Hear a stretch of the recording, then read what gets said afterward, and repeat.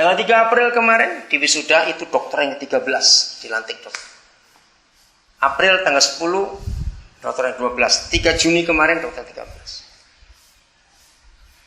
Saya akan terus nyekolakan untuk orang itu jadi guru, jadi ahli kesehatan. Terus begitu. Karena doktrinnya tadi Pak. Kalau saya berkata doktrin, karena kebenaran ini. Kasih Yahweh Tuhanmu dengan segenap-segenap dan kasihlah sesamamu manusia. Kami cuma berdua, mau makan berapa banyak sehari. Jadi apa yang kami terima? Maka itu saya nggak pernah ngajarkan perburuan, karena 100% yang saya ajarkan. Gereja nggak mau ngerti itu. Mereka takut undang saya bilang goblok kamu. Kalau kamu undang, saya akan ajari 100% jemaat memberi, nggak cuma 10%. 10% kan nyata orang pelit. 100%. Doktrin itu membuat si penemu dan kelompoknya itu pasti merendahkan doktrin yang lain. Karena bukan Alkitab yang dipakai. Nah itu bukan Tuhan Yesus lagi. Karena tidak ada nama orang lain disebut. Apa artinya hukum itu jangan kau sebut nama Tuhan Indonesia Sia? Akhirnya nama lain disebut.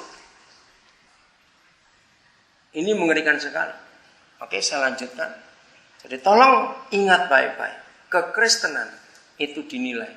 Bukan dengan berapa jam kita berdoa sehari. Tapi dinilai berapa banyak orang minta nasihat kepada kita sehari. Ayat yang ketiga untuk itu. Sekarang kita buka Yesaya 9 ayat yang kelima. Natal 94 itu Natal bersejarah buat saya. Karena ayat ini diwahyukan begitu jelas. Saya begitu malu kepada Roh Kudus dan Tuhan Yesus. Kenapa saya bodoh sekian belas tahun. 20 tahun lebih kalau dipikir dari saat itu. Yesaya 9 ayat yang kelima. Hanya Natal ini dikhotbahkan. Sebab seorang anak telah lahir untuk kita. Ya. Seorang putra telah diberikan untuk kita. Lambang pemerintahan ada di atas bahunya. Dan namanya disebutkan orang penasehat ajaib. Ya, stop sampai situ dulu. Ada 5 nama sebenarnya dalam bahasa aslinya. Cuma jadi 4 Inggrisnya. Sebab penasehat ajaib jadi 1. Sebetulnya wonderful. 1. Counselor. Everlasting Father. Nah baru seterusnya Prince of Peace. Tapi Indonesia jadi 4. Oke lah kita terima. Saya dulu mikir sebelum Natal 94. Nama itu diberikan oleh Bapa di surga kepada Tuhan Yesus. Ternyata tidak. Baca baik-baik. Siapa memberi nama itu? Maka namanya. Dan namanya disebut orang. Nah stop. Saya. Jadi memberi Yesus 4 nama hebat itu. Orang. Bukan Bapa di surga. Nah kalau dia namanya penasihat ajaib. Mengapa orang menyebut dia dengan nama penasihat ajaib? Oke gini kamu. Kenapa orang itu dipanggil maling? Maling. Kenapa? Ya karena maling. Betul.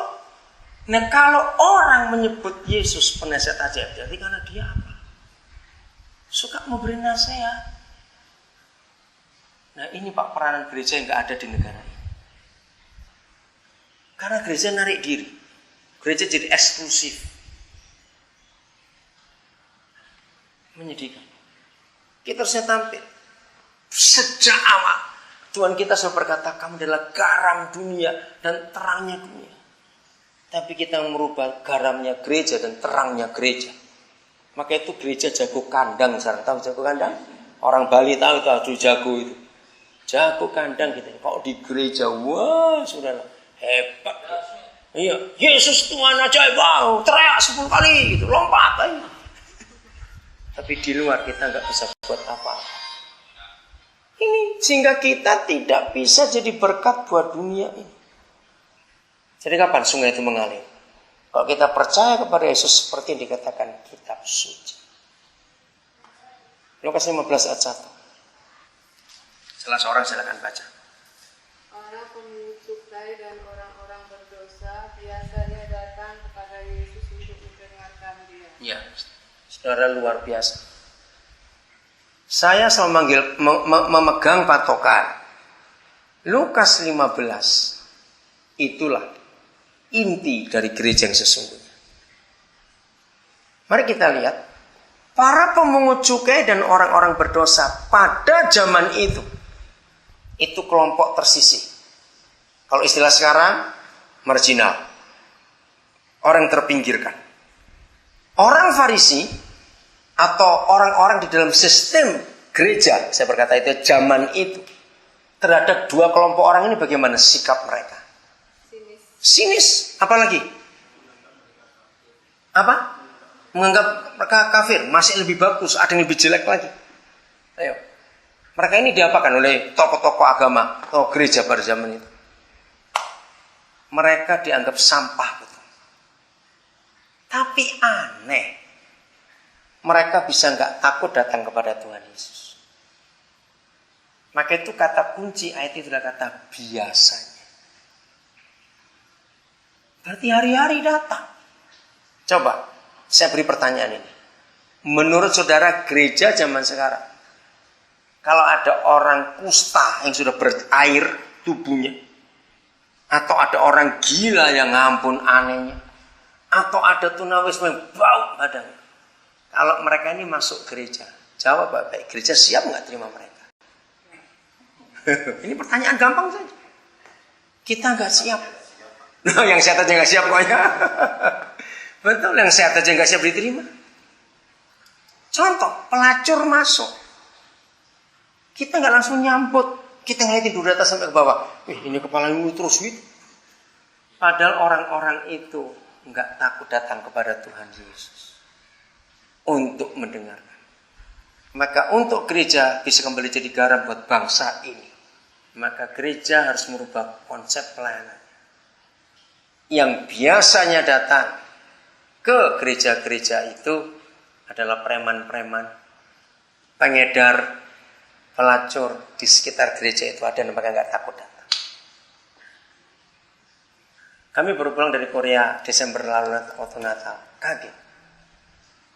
Ternyata pemerintah Korea Selatan untuk tahun 2010 ini, untuk pertama kali, mungkin ini satu-satunya negara di dunia yang memberi kesempatan sebuah lembaga gereja, lembaga Kristen, namanya Yayasan Agape, itu mengelola penjara di Korea Selatan. Itu saya baca itu kapan terjadi di Indonesia. Saudara, kita lihat bahwa pemerintah nggak pernah sanggup lagi bangun penjara baru. Jadi semua LP di Indonesia sudah over kapasitas. Makin jahat. Orang masuk LP jadi malah pintar jadi penjahat. Karena nggak ada tempat lagi. Harus ini gereja yang turun tangan. Nggak usah jauh-jauh Pak. Contoh berikut. Global warming. Bukan Greenpeace yang ngurusi, harusnya gereja. Karena ada perintahnya di Alkitab. Nah, gereja menafsirkan salah. Coba lihat Kejadian 1:26. Manusia itu dijadikan untuk apa? Sebagai manajernya bumi.